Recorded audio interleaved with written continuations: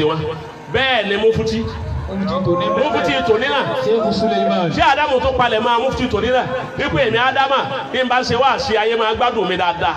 ọ̀rí nǹkan ṣé Ádámù yàyà kálámù ń tiẹ̀ ó sì máa wí àmọ́ ẹni tí tó gbé fún wípé wọ́n máa wí kí tó máa gbé alámùmẹ́ká kiri òun bánà mi kí òun náà ní mufti tòní bí bá ń ṣe wá sí bó bá dún ẹrù kó ṣe Ádámù ló dún ni òun náà jọ sí Ádámù ti gbogbo nǹkan ẹnìkan wá ń sọ wípé mufti kọ́ adájọ́ nìkọ́bù tẹ́ rí eré Facebook wèrè lọ́pọ̀ mẹ́ ó ní kí mú kọ́ adájọ́ kìnnà ọ̀rọ̀ tí mùdírù sọ lé bí gọ́rẹ̀ máa ń tọ́ mufti kọjáde kọ́ adájọ́ rẹ̀ òkùnú ni ọ́ mufti ti dájú ẹ̀ ti pẹ́ kó tó jẹ mufti kí ló fi dájú ẹ̀ ti pẹ́ ni wípé bẹ́ẹ̀ bá ẹ ti rí màsọ́ ayọ̀rọ̀ mufti ẹ rí wípé kọ̀ háyàwó ẹ̀ lẹ́hà ṣé ká Ádámù háyàwó lẹ́hà bàbá àmùdírò ọ̀háyàwó lẹ́hà mufti náà ọ̀háyàwó ẹ̀ lẹ́hà ó ti dájọ́ kalẹ̀ fún wa wípé àdẹ́tún wọlé ìsà ìbàdà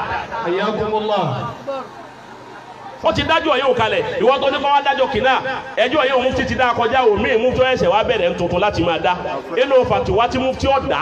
báyìí àkọ́kọ́ fatiwa tọ́kọ́ dá òun ni wípé àwọn nǹkan sọ wípé àwọn tí bàbá wa Sheikh Kamal wọ́n gba mufti wọ́n jù lé bàbá wa Akóǹkagì wọ́n gba mufti wọ́n jù lé bàbá wa Sọfí wọ́n gba mufti wọ́n jù lé àwọn kan wí bẹ́ẹ̀ mufti tuntun tá ẹsẹ̀ wá nìyí ẹsẹ̀ wá ní mufti nù wọ́n ti gbé ẹ mà pé fatiwa kan mọ́ sí àlà kan nù ìgbà wọn sí àlà yìí kò wá sẹ́ni tí ó yanjú ẹ̀ kọjá mufti náà ni ó yanjú ọ̀rọ̀ àwọn mufti ìgbà mufti ó yanjú ọ̀rọ̀ àwọn mufti tí ó kọ́ ṣe fatiwa rẹ̀ mufti ní wàláwó kọ́bùlà mọ̀bùká ha bàkáyé tu sọ̀ bá bàtà.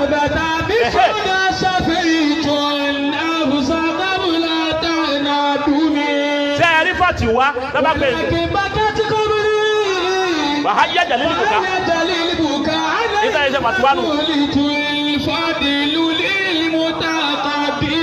ìgbà tí mufti wa Sheikh Suleiman Farouk oníkejìgbà alimiskiru billah ìgbà tí wọ́n wá ṣe fatiwa yìí lọ́wọ́ àti àwọn mẹ́tẹ̀ẹ̀ta tí wọ́n ti di àgbàlagbà bí mufti ọba kàn wọ́n kọ̀ sẹ́ni tí wọ́n mọ̀ pé mufti kan ń bẹ dépò tí ó kàn wá yìí àwọn tí wọ́n jẹ́ ni wọn ò jí mọ́lé wọ́n tọ̀ bákọ̀ rẹ̀ wọ́n ṣiṣẹ́ lórí ẹ̀ wọ́n ṣe fatiwa bàbá wa alájà àgbà ṣe fatiwa bí yẹn bá tiẹ̀ wá ní ẹnìkan jẹ mufti ó jù kalẹ̀ kì í ṣe sí òkàwé kì í ṣe alájà àgbà káì tí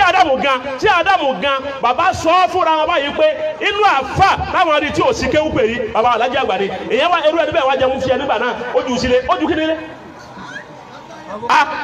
Sheikh Ádámù gangan bàbá ní alájí àgbà Sheikh Kamal wọ́n ní àfà tí ò sí kéwú pè ó pe kéwú kò sí pè rí bí Sheikh Ádámù sì máa mú yàn Sheikh Ádámù wa mú yàn wọ́n wá ní àwọn Sheikh Kamal òun ò rí wọn mú wọ́n wá ní àkọ́kọ́ mufti níyàyí ẹ wá nígbà náà ó ti mọ́lé ó ti kíni mọ́lé bàbá Akóǹkagì gbá àgbákò ní bàbá Akóǹkagì ní kéwú àgbákò iná ni wọ́n bí mímọ́ bẹ́ẹ̀ ni bàbá Sọfí láì tàná bàbá wa Sọfí láì tí wọ́n jẹ mufti ẹlẹ́ẹ̀kẹta tó torí wípé Ọlọ́run ò fún àwọn àyíhun lágbájá sẹ́ẹ̀rí agbájá là máa wò mí nǹkan Ọlọ́run ò fún alágbájá mufti tó ní alágbájá àṣẹ o lè sọ pé tọ́lá alágbájá ló bí a lè sọ pé àṣẹṣẹ ní mufti tọ́lá alágbájá o lè wí bẹ́ẹ̀ àmọ́ pé ẹnìkan ti mufti mọ́lé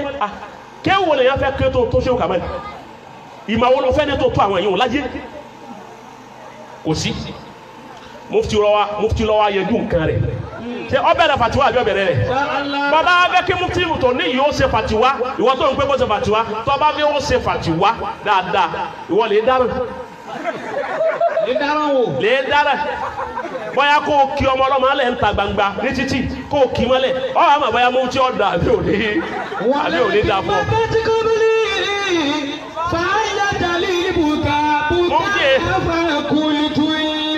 Arabalẹ̀ wàláì tàláì ṣé mìsíkìrì ẹ máa ṣe ẹran rírọ̀ àgbà máa ń dé díẹ̀ kọ̀mọ̀sí tágbé gbà ní àgbà máa ń dé díẹ̀ nípa kì í máa ṣe ẹran rírọ̀